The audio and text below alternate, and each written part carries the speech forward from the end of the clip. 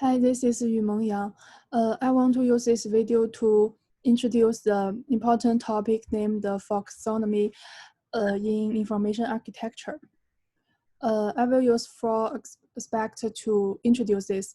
First is a concept, second is example for the folksonomy, and the third is limitation and strength, and the fourth is conclusion. First one is concept.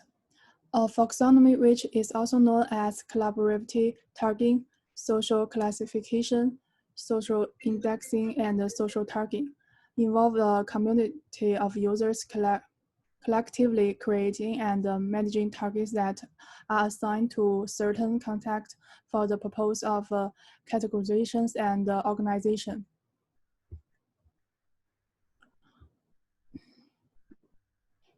And the second one is a history. Along with the Web 2.0 phenomena spearheaded by the Internet versionary Tim O'Reilly, folksonomies began become popular in 2004. The biggest example is the social bookmarking site del.icio.us, which allows the users to save the bookmarks of interesting internet and websites they find in their surfing and associate tags with them. Other delicious users can then search on tags or specific users they are interested in, and in the result, response find the website that are probably more relatively than the result a general web search would like provide. Tagging is in this sense is simple and not very complex and result in a new way to consuming information for end users.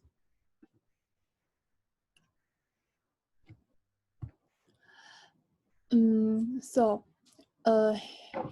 is an example for folksonomies.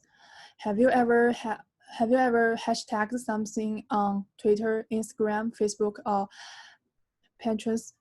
Here, then you will use the folksonomies. All of these sites use hashtags. They make it easy for users to find the contact they might be interested in. All they have to do is click on the tag to see other contact with the same tag. Anybody can add whatever tags they want. There are no rules, so you might see the single item hashtagged with anything from hashtag cute to hashtag cat of Instagram. The first example is broad taxonomy, means that it can apply to a lot of different types of contact. Photos of cats on Instagram make it an example of narrow taxonomy. Next is limitation and strength. The limitation of a folksonomy is the problem entering in an uncontrolled vocabulary leads to a number of limitations and weaknesses in folksonomies. The ambiguity of the tags can emerge as users apply the same tags in different ways. On the other hand, the lack of sonomy control can lead to different tags be users but for the same concept.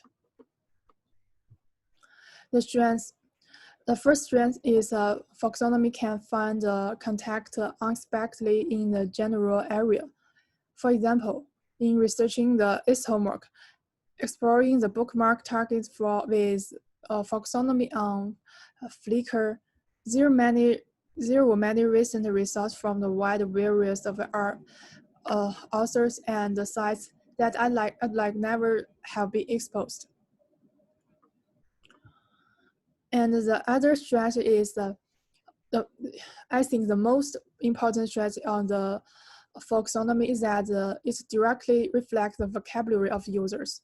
In an information retrieval system, there are at least two and possibly many more vocabularies represent. Folksonomy represents a fundamental shift in that it's derived not from the professionals or content creators, but from the users of information and documents. In that way, it directly reflects their choice in diction, terminology, and precision.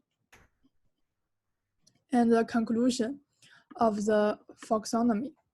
A folksonomy represents a simulated sum of the best and worst in the organization of informations. Its uncontrolled nature is fundamentally chaotic and with a problem of ambiguity. However, encourage users to use their own words to organize the information and involve the users of information acts in the organization systems. In other words, communicative activity by users is an important development that should be exposed and considered for the future system development. Here is the reference I used in this PowerPoint in the slides. And thank you for watching these videos.